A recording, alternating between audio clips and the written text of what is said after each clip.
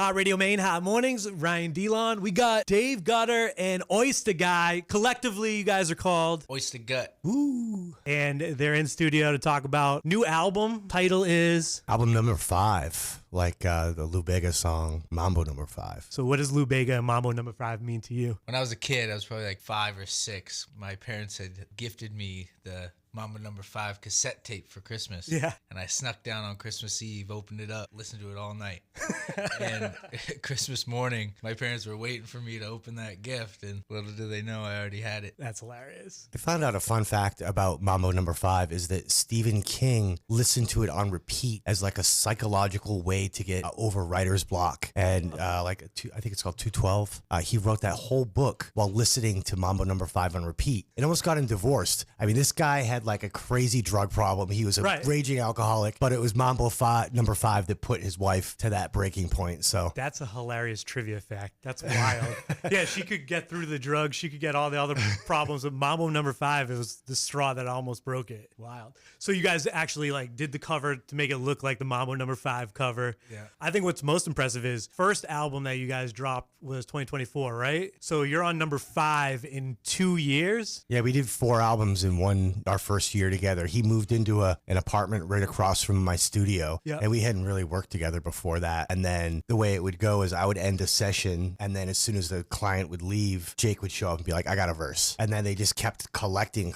I still have many songs that we have not released from all the sessions that we did that first year. So we might get album 6, 7, 8 down the line. Yeah, we're really fast. I've not had a relationship where we work this quickly. I was going to say, talk a little bit about the chemistry with you guys in the studio, because obviously it has to be great if you're pumping out music like this. Anytime we record, we'll go sessions where we like don't talk to each other for hours on end. And Dave will just be mixing a beat, making a beat, and I'll be sitting there writing until the famous line he said earlier is, I got a verse, and then we'll lay it down and kind of move from there. And it's always something new. Like the next day, I'll get a mix down from what we recorded the night before. Sometimes it'll be out of this world, totally different instrument sounds, because Dave works his magic and just like remixes the beat over the lyrics and crazy makes it. So the work ethic has to be there. You guys putting in hours for this. Well, there's one thing that I would like to, not to give Jake too big of a head, but there are a lot of artists I work with, and he didn't mention it at the last show that you were at, so I'm going to mention that I got a Grammy, but I work with a lot of artists. Yeah. And I find 2 different categories. There are categories like this person wants to be talented. And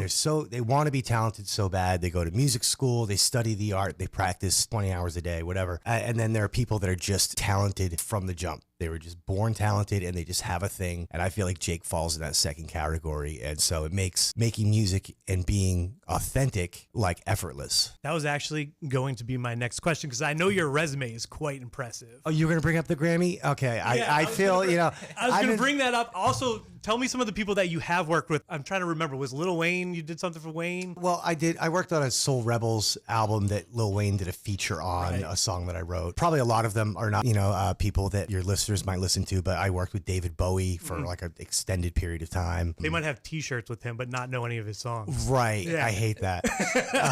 I worked with Aaron Neville, Imogen Heap, The Roots, lots of different artists. Aaron Neville, the soul legend. So I was going to say, you pretty much answered it. Working with all of those legends, how does that compare to working with OystahGuy? They just can't cut the mustard. I mean, compared to OystahGuy. No, I mean, I just like when I see someone who has their identity formed. I feel like a lot of artists I work with, and a lot of artists I just observe have kind of an identity crisis. So to find such a locked in artist to their personality, their brand, their lyrics, their flow, everything about it. And he literally wakes up rapping. Like he was on tour with us with the Spose and Rigometrics tour we did. And he literally just wakes up off the hotel room pillow and just like, I'm at the Ramada Inn and I'm not in.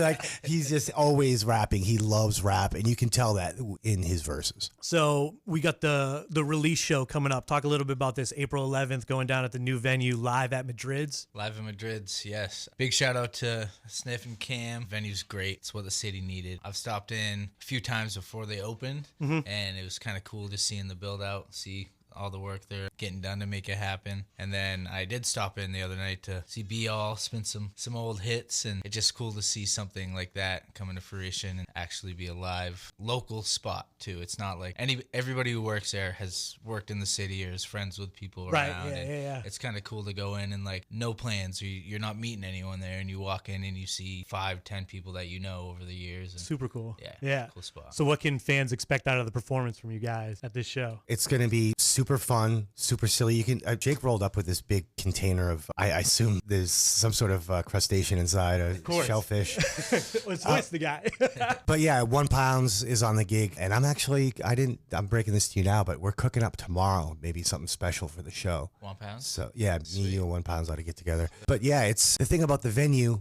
and the thing about our show that kind of ties together is the common denominator is like people that love music. It's really nice to see people running venues in Portland, people that love music. I mean, everyone loves money. That's kind of an easy one. You need money, you love money, whatever. But people that just love the scene and they love music and they love supporting the scene that we have here, because we've always had an amazing scene in Portland, but it's kind of, extracted from the rest of the music industry. So I've always been a huge cheerleader for a lot of different artists and different genres around here. And I feel like the people live at Madrid's, Cam and Sniff, are like those people as well. Love it. Taking live at Madrid's out of the equation because you haven't played there yet. I know you've been a legend in Maine. You talked about the Grammy. Can you give me your 3 favorite venues that you've played in Maine? Oh, in Maine. Jeez. I mean, that's tough. I mean, I miss... Whether they're existing now or they're not. all RIP. I mean, I came up way back in the day at this place called Zoots. Okay. You remember Zoots or not? I don't remember Zoots, yeah? no. You get a couple gray hairs in your beard. I thought maybe I was in Massachusetts probably at that time. Okay. But anyway,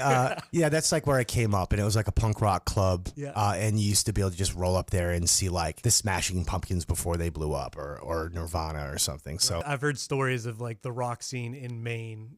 Yeah, so that was one of my favorite places because that's where I came up through. I miss Port City Music Hall, and if there was any venue that I would compare Live at Madrid's to, it's kind of that same kind of thing. It's not Port City. Too big for us local artists, but it's not too small for like a cool national headliner to come through. So Port City, Zoots, and I don't know. I mean, these are all R.I.P. But back in the day, the Big Easy, when that was a place on Market Street, the guy who owned the Big Easy, like we started playing there, he sold it to become our manager and go out and get us a record deal, and he did that. We signed with Clive Davis like a year after he did that. So those are the places that, to me, they kind of formed me, so I feel a little closer to those venues. But the State Theater is legendary. Classic. I love playing the State Theater, and it's always kind of like a notch in your belt when you get to grace that stage because of all the great people that I have. I love it. Now, OystahGuy, also rapper, but also a shucker, award-winning shucker. He's got the Grammy, but you got an award for shucking, right? Got a couple, yeah.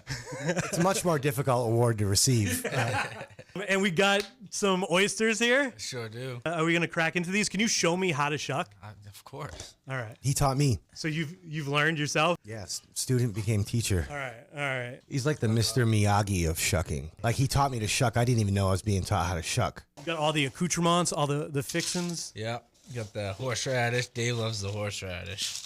That's true. Well, I started off as a very beginner oyster lover, and so I had to cover up the taste with a lot of sauce. These days, I tend to, be a little bit more. My palate has been expanded by OystahGuy. Sometimes I feel like I like oysters, but I feel like they're just a vessel to get the sauce into my system. You like them with just lemon, or you do? No, I'll put all the sauce, all the accoutrements, shaved ice, whatever you got. Yeah. So I tell people the oyster is like a sailboat without a sail. Okay. The deeper the cup, usually the juicier the oyster. There's more liquor in the shell. So a lot of people when they go to shuck, they think it's like a strength thing. They got to go really hard at it. It's more finesse. Once you're right in that right spot in the hinge, kind of like I didn't even get into it yet, but holding it right there. And it's more so pulling the oyster to the knife, and then the knife just does its little quick turn so you don't poke yourself. Yeah, once I'm right in that right spot, all it takes is that little twist. I opened it up, and then it's a combination of pulling the top shell off with your fingers and kind of guiding the knife, push it off. It's a bivalve. It's connected to both sides of the shell. Scrape it off the top there, and it's still connected to the bottom, so you gotta scrape it off again. Make sure it's loose in there. There's no grit in the shell, and bam, we shuck 'em, you suck 'em. The thing is, I just went to Los Angeles, and you have made me an oyster snob because I went to these really nice restaurants in Los Angeles, and I ordered these deflated. That's the thing. Like a bad shucker will just cut up the actual meat inside, trying to get it out. And Jake's are so smooth. So how do you win an award for shucking? Just like cleanness of the... So there's lots of factors, and each competition is different as well. Some will be how fast you can do a dozen, or 2 dozen. I did this one competition that I won. Wow, this was back 2019 at Rira, and it was a shucking and eating competition. So I stood on one side of the table. My business partner stood at the other side of the table, and it was how fast I could shuck and how fast he could eat 48 oysters. Wow. So you had a team. All right. Yeah, and he had like a Guinness and a cranberry juice, and he was kind of give or take which one he needed to keep him down. I can't do the mass oysters. Like the thought of that many of those little 48 belly of those little in boogers. my stomach, you know? What? So I know the oyster matters too. Where are these oysters from? These are famous Love Point oysters out of South Freeport. Okay. Good buddies of mine, Cam and Ben. They run a great operation. Taught me a lot of the things I knew for my farm. Actually sourced some of my gear from their old used gear to get mine going. So you have your own farm too? I do, yes. We had our first harvest last summer. We have a big harvest coming up this summer and looking to expand, maybe triple or quadruple the size we are now. Hell yeah. Can I give it a shot? Are you going to try to shuck or are you going to eat one? No. I mean, I'm a pro at eating them, I think. But if I can shuck one, I've never shucked one before. Oh, this one's perfect, too. This is a good one? You have a first aid kit. All right, so yeah, that little hinge there. All right. And I'll come over and just use this.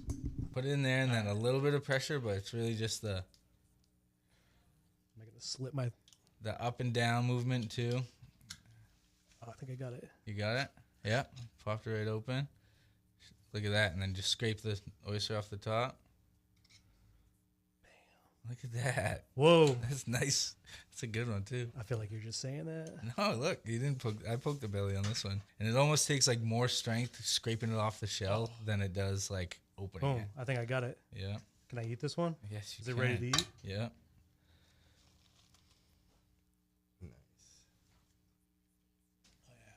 I think I'm ready for one. I feel more accomplished knowing that I shucked this myself and ate it. Like, I don't know. It feels like it tastes better, but I think it's just because I did it. It's Well, every once in a while, someone like an accomplishment. What were you someone saying? give you oysters or something, and it's like giving you an ATM machine. It's like, oh, I know this stuff's inside, but how do I get it out? Yeah.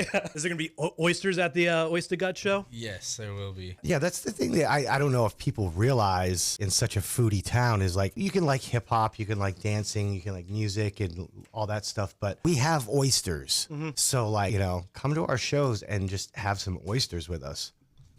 Would you say you're the only rapping shucker? Yeah. And it's funny you say that. Years ago, I used to have like 2 social media accounts, one for my music, one for my oysters. Then one day, I don't know, it would just like hit me and I was like, why am I trying to manage two of these things when I could just be OystahGuy, the rapper? Right. And it worked. And Clicked. yeah. And it's fun, like, doing shows like when we ever play Wally's down in Hampton Beach, I'll bring some oysters and I'll shuck them on stage and, like, hand them to the crowd. Nice. We opened up for Afro Man down there a couple summers ago, and I had oysters, like, in a fanny pack cooler bag, and I was, like, jokingly at the end of the set, like, had one unopened, unshucked in my hand, and I was, like, pretending to throw it to the crowd. I wasn't going to do it because I didn't want to hit someone in the head, and this one kid just wouldn't stop putting his hand down. He was like, me. And so I threw it to him, and then I was like, yeah, meet me back, like, after the show down here. I'll open it up for you. Never saw the guy. So that guy took that unshucked oyster home with him. Hopefully it's not on a shelf still. Oh, you don't eat the shell? That's the best part. Too funny. All right. So I usually end every interview by asking the same question. And since you guys are local, you probably know the deal with the main motto is the way life should be, right? So in each of your own words, tell me what the way life should be is. We'll start with OystahGuy. The way life should be. An oyster a day keeps the doctor away. More seafood, less other food. I mean, seafood. Less other food. I thought you were going to be like more seafood, less hate or something like More that. seafood, less hate. Yeah, I mean, oysters are also the best food for your protein, your vitamins. And, Is that a fact? There's like stats that back that yeah, up? like one oyster is like 8 grams of protein, lots of zinc, lots of vitamin B. Yeah, they're healthy for you. I argue that they are vegan. They're about as alive as a mushroom. Okay. The more you eat, the cleaner the ecosystem is. Oysters, one adult oyster will filter up to 50 gallons of ocean water a day. So the more oysters that you eat, the cleaner the ocean is, and we all know that it's good to have a clean ocean. All right, so an oyster a day. Yeah. I like it. Dave, what do you got? Well, for me, I mean, the way life should be, as far as Maine goes, I would just like to reinforce that statement because I travel all over the world to make music. Yep. Sometimes I'm in, a city, a big bustling city for like a week or two on a writing session or producing or performing. And when I get back to Maine, there's just this vibe. It's like, it's more peaceful. It's more conducive to making great art and just being kind of zen. So that's why I've always stayed here. I'd probably do better in another big thriving metropolis, but it's inspiring here. And I want to keep Portland inspiring and creative and, all just good, honest things like oysters. I think that's a great answer. And for somebody that moved here from out of state, I love it here. But I do see a lot of people that grew up here, they move out of state and then they eventually come back because they're like, you know what? Maine's actually really nice. Yeah, as an artist, you go on tour and then you come back to Maine. It's just like, oh. Even like the lady at the toll booth, it changes completely. You come up through like New York and Massachusetts, then you get to the lady at the toll booth in Maine, and she's like, "Hi, how are you today? And I hope you have a nice day." Yeah, welcome home. So cool. All right, well, one more time, the show is going down live at Madrid's new venue, April 11th, which is Saturday night, and tickets can be purchased, I'm assuming, at the door, but you can get them online too. Correct, yeah. Both you have them in your bio, I think, on Instagram. But yeah, get them at the door, get them ahead of time. They might be a couple bucks more at the door. I was talking to the venue, trying to get some hard copies for the real ones I see in daily passing. Gonna do it old school style. I like that. So I'll probably have some this week. But yeah, online at the door. Cool. And just like Lou Bega, just run that Oyster Gut album number 5 on repeat, and you'll have that Stephen King vibe. Yeah. What's the socials where people can follow you and where they can get the link for the tickets? We have our individual socials. We don't have one for the band because, we don't have time for that. We make 5 albums in 2 years. You don't have time for social media. So, where we're streaming and our individual socials, we're always shouting out the shows and the upcoming releases. So what are the individual socials? Oh, I'm just Dave Gutter at everything.net.gov.